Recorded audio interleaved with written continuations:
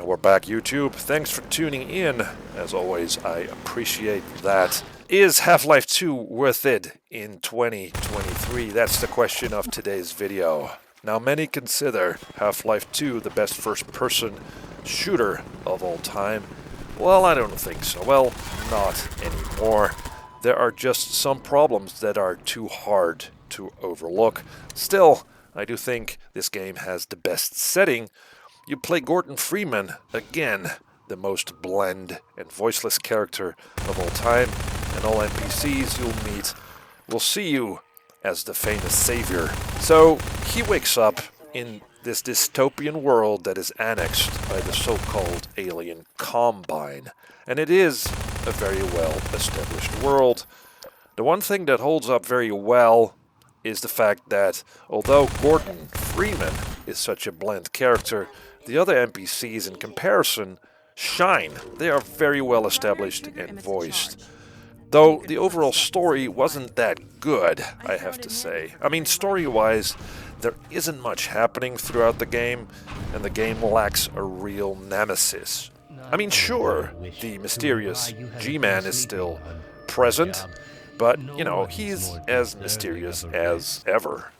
Also, what holds up well is the level design. There is a lot of variation in the levels, from deep sewers to high rooftops, mixed up with vehicle sections. Well, some of the levels do drag on a bit. It seems like for the sequel, Valve thought it was a good idea just to go overboard with almost anything in this game, but that made it so that some of the levels, again, do drag on. There is no hand-holding in this game, which is a good thing. You just have to find your own way through the levels, and the puzzles are great. And especially the gravity gun that you'll get, that you can use to solve physics-based puzzles. And you can randomly pick up stuff in the environment and throw it at enemies. That stuff never gets old. What does get old, though, is that mid-level, the game will load a new section where the game sort of freezes for a few moments, and this is pretty awful in 2023. Controlling Gordon Freeman is also a challenge at times. I mean, walking and running is very slippery, and the shooting hasn't aged very well either. There's no aiming down sights, there's hardly any feedback to the weapons, and the weapon sounds, they kinda are weak. So that stuff just doesn't hold up anymore. Still, the enemies do put up a fight.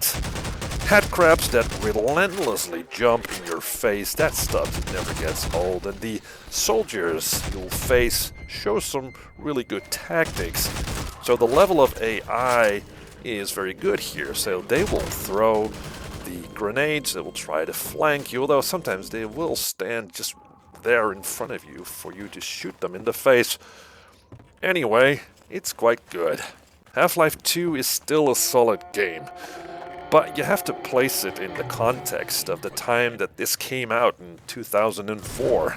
At that time, it had a leap in graphics, and using physics for puzzles and platforming was quite new.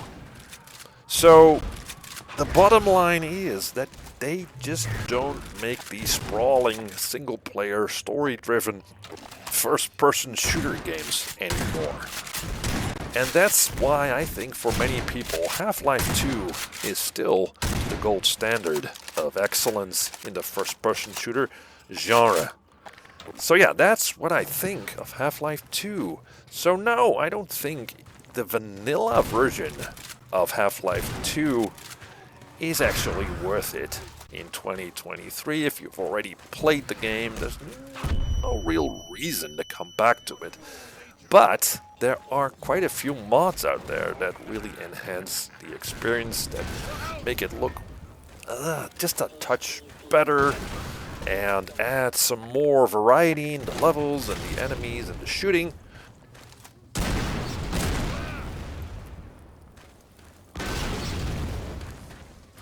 I can especially recommend the MMOD, and I'll post a link in the description below.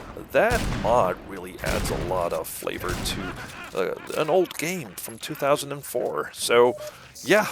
Thanks guys for watching so far. Now let me know what you think about Half-Life 2. Do you think it is still worth it? Leave comments below, and I'll see you in the next video.